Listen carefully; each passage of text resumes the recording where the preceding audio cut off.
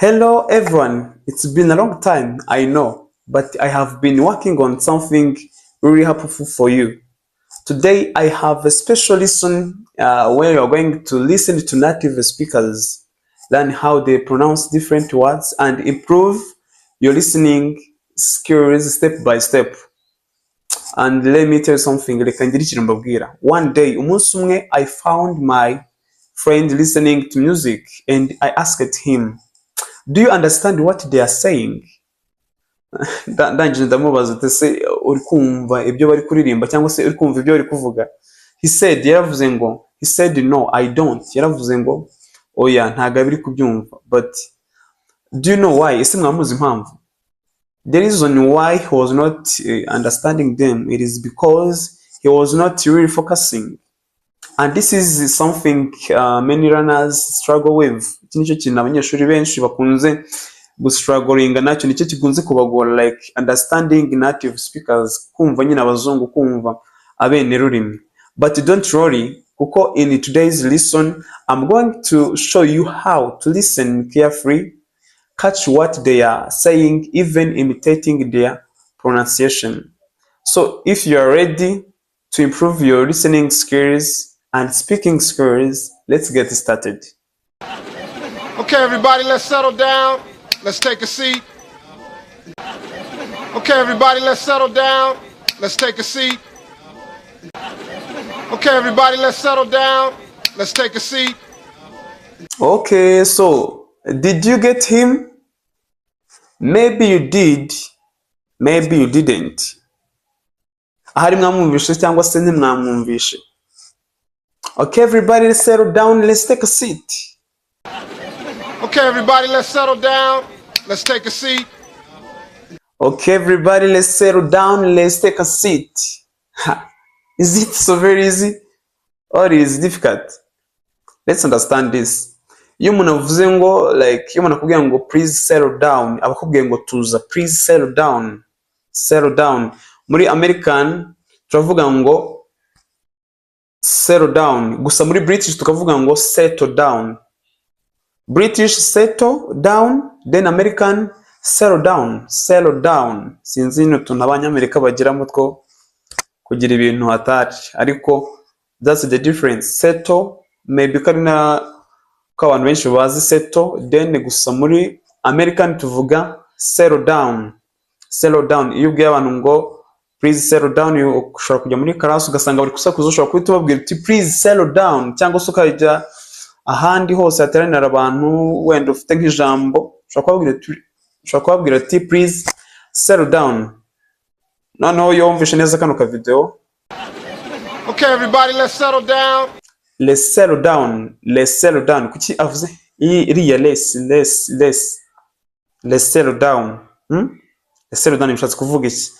Aravuze twumva let's, gusa ashatse kuvuga ngo let's settle down. Let's settle down, reka dutuze. Let's settle down, reka dutuze, cyangwa se let us settle down. Ushobora kwita tuvuga ngo umuntu uri kuri level y'aba beginner ni umuntu ushobora kumva gusa let us. Umuntu uri muri intermediate level ni umuntu ushobora kumva let's. Noneho umuntu w'umu advanced one ni umuntu ushobora kumva let's settle down.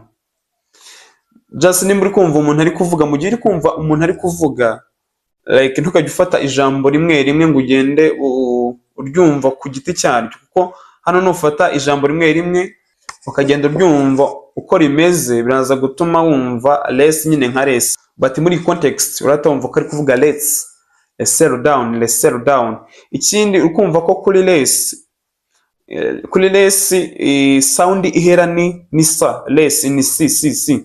Noneho kuri settle n'ubundi itangira ni s, n'ubundi se. Aho ngaho ubwo dufite s irangira tukagira na s itangira, turavuga s imwe. Niyo mpamvu turi buvuge ngo let's settle down. Let's settle. Ntabwo turi buvuge ngo let's settle down. Ahubwo turabifatanya tuvuge s imwe, let's settle down. Ako kantu ugafate let's settle down. Okay, everybody, let's settle down. Let's take a seat. Let's take a seat. Let's. Let us. Let us. Hari n'abantu batari bazi ko let's isobanuye let us. Kuva uyu turabimenye. Let us ingana na let's. Ikongera ikangana na less. Bitewe na context biri kuvugwamo. Let's settle down. Let's take a seat. Let's take a seat. Reka dufate ibyicaro. Take a seat. Iyo umuntu akubwiye ngo please take a seat, akubwiye ngo icara. Take a seat. Icara, fata ibyicaro. Let's take. Kuki tutavuga take? Impamvu tutavuga take no kubera iriya a. Impamvu hano tutari kuvuga take no kubera iyi a. Let's take. Let's take. Let's take seat. Bitandukanye no kuvuga ngo let's take. Iyi a ni gutuma tuvuga let's take. Let's take ka. No kuvuga ngo ie. Let's take ke ie. Turi kuyikuraho tukayisimbuza i a. Let's take a seat. Let's take a seat. Let's take a seat. Tukayisimbuza i a. Dushobora kuvuga ngo the teacher told the students to settle down, cyangwa se to settle down. No kuvuga ngo mwarimu yabwiye abanyeshuri gutuza, maybe ko yasanze bari gusakuza, yababwiye guhagarika gusakuza. Dushobora no kuvuga ngo he was angry but he finally settled down, settled down, cyangwa settled down. Yari yarakaye gusa bwa nyuma na nyuma yaje gutuza. No kuvuga ngo settle down ishobora gukoreshwa mu kubwira abantu bashejeke cyangwa se kubwira umuntu warakaye gutuza, please settle down. Ushobora kumubwira ati, ushobora kubona yarakaye cyane, ashobora gukora ibintu bibi ugatuma umubwira ati please settle down. Be calm, tuza. First of all, I'd like to introduce myself. My name is Mr. Hightower. First of all, I'd like to introduce myself. My name is Mr. Hightower. First of all, I'd like to introduce myself. My name is Mr. Hightower. Did you get him? Yes, you did. Or no, you didn't. Ahari wamwumvise cyangwa se ntiwasobanukiwe. First of all, I'd like to introduce myself. Cyangwa se first of all, I like to introduce myself. My name is Mr. Hightower. My name is Mr. Hightower. Let's understand this. Okay, from now on, like ntuzongere gupronouncinga rino jambo introduce, ngo introduce, no, introduce, not introduce. First of all, mbere ya byose nshaka kubanza kubibwira. First of all, mbere ya byose, I'd like to introduce. I like to introduce myself. So nubwo uvuze ngo I like, First of all, I'd like to introduce my. Gusa hari akantu kihishemo. Gusa mbere ko nkababwira reka mbanze mba challenging. Hari igihe uzumva umuntu avuze ngo he's a student. Hamwe he's a student. No kuvuga ngo urumva ko bijya kuvugwa kimwe, sound zijya gusa. Ushobora kwibaza ese bino bintu bizatandukanira he mu kuba ndi kumva umuntu ari kuvuga nzamenya avuze ibihe. Ahangaha rero niho umuhanga abonekera. Aha niho ukoresha inyunabwenge bitewe na topic iri kuvugwaho cyangwa se na context. Nibwo umenya uti avuze ibi ngibi cyangwa se avuze ibi. Ni ukuvuga ngo he is a student. This person is his student. Uyu munyeshuri nowe. This person, uyu muntu, is his student, ni umunyeshuri we. Cyangwa se ese ni muntu ki? He is a student, ni umunyeshuri. Who is that person? What does he akora iki? He doesn't work. He is a student, ni umunyeshuri. So uzabisobanukirwa bitewe n'iki n'interuro ibirimo. No kuvuga ntabwo igihe cyose uzahora uvuga ngo he is a student. Turanavuga ngo he is a student. Ikindi urumva ko kuri his sound irihera ni ni i, his, z, his, he is, his. Urumva ko ari i, gusa intuza iyikurikira ni a student, a student. Sound iyikurikira ni a student. So kuri his, iyi i turayikuraho, iyi sound ya i, his, iyi i sound ya i turayikuraho, dushiraho iyi sound iri imbere ariyo a. Dute tuvuga ngo his, instead of saying his, turavuga ngo his, kuko sound ya i twayikuyeho. Dute dufatanye dufatiye sound ya a, i turayidropinga dusigarane a. Dute dusoma his, he's a student. So ni nako hano bimeze rero. I like, nubwo avuze ngo I like, ashatse kuvuga ngo I'd like to introduce myself. I'd like to introduce myself. So utuntu nk'utu tuzagenda tutubona muri aya masomo yo kuimitatinga, to imitate, muri aya masomo yo kuimitatinga aba native speakers, muri aya masomo yo kujya twigana abene rurimi. Utuntu tuzagenda duhura natwo cyane, aho kugira ngo avuge ngo I'd like, azavuga I like, gusa ni kuvuga ngo I'd like to introduce myself. No kuvuga ngo I'd like, tujye classifying nabyo mu ma levels y'Icyongereza. Like I'd like ni advanced, then I would like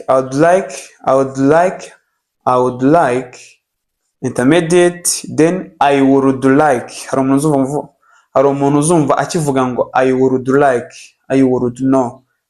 Please leave that for beginners, ibyo muberekere aba beginners.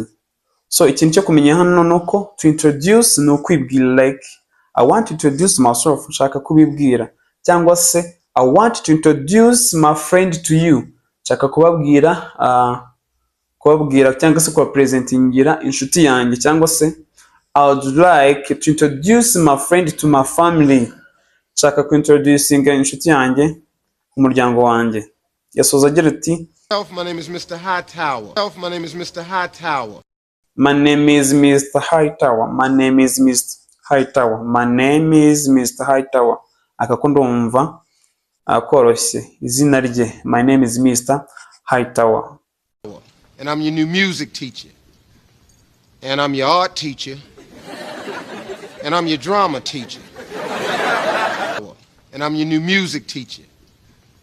And I'm your art teacher. And I'm your drama teacher. And I'm your new music teacher. And I'm your new music teacher. And I'm your new music teacher. Ni ukuvuga ngo ntabwo dusoma new teacher, ni new teacher. Happy New Year, ntabwo ari Happy New Year. Happy New, Happy New. Happy New Year, not Happy New Year, no. And I'm your new music teacher. And I'm your new music teacher. And I'm your new music teacher. And I'm your new music teacher. And I'm your new music teacher. And I'm your new music teacher. Do you get it? And I'm your new music teacher. Ndi mwarimu wanyu mushya. Kandi ndi mwarimu wanyu mushya w'umuziki. Music teacher ni mwarimu w'umuziki wigisha kuririmba, wigisha ibintu bijyanye no gucuranga, ibintu nk'ibyo bijyanye n'umuziki. And I'm your art teacher. And I'm your art teacher. And I'm your art teacher. And I'm your art teacher. And I'm your art teacher. Ndi mwarimu wanyu wa art. Umwarimu wa art ni umwarimu uba wigisha ibintu byo gushushanya, kudesigninga, gupointinga, gusiga amarangi ibintu, cyangwa se gushushanya ukoresheje bya ndeba basi yo gusiga amarangi ukoresheje amarangi ya oni ubikwigisha baba bamwita art teacher. Art teacher. And I'm your art teacher. And I'm your drama teacher. And I'm your drama teacher. Drama teacher ni wa mwarimu wigisha abantu bakina nk'inkinamico. Like bari abantu umuntu wigisha bamwita drama teacher, cyangwa se umuntu wigisha abantu bakina acting mu films bamwita drama teacher. And I'm your drama teacher.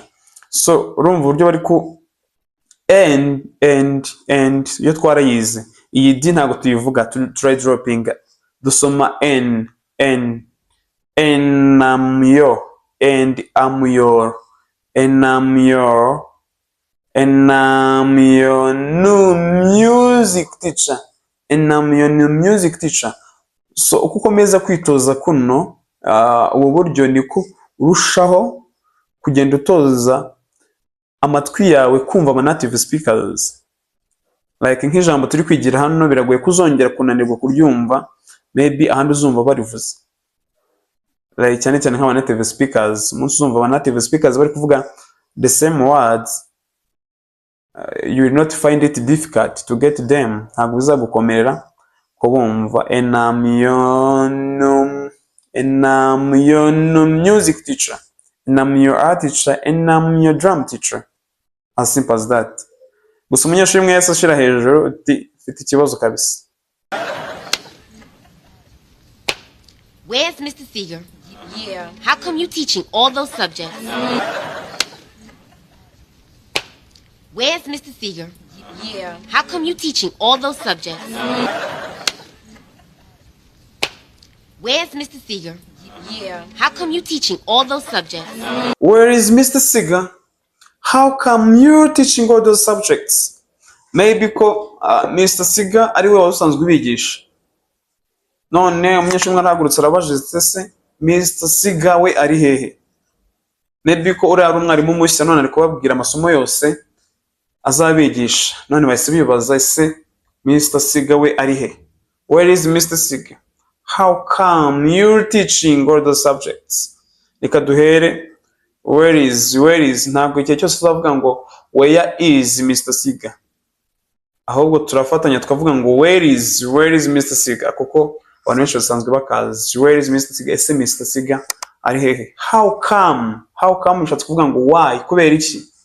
How come teaching all those subjects, kuki kwigisha ayo masomo yose. How come you're teaching, kuki kwigisha ayo masomo yose. How come.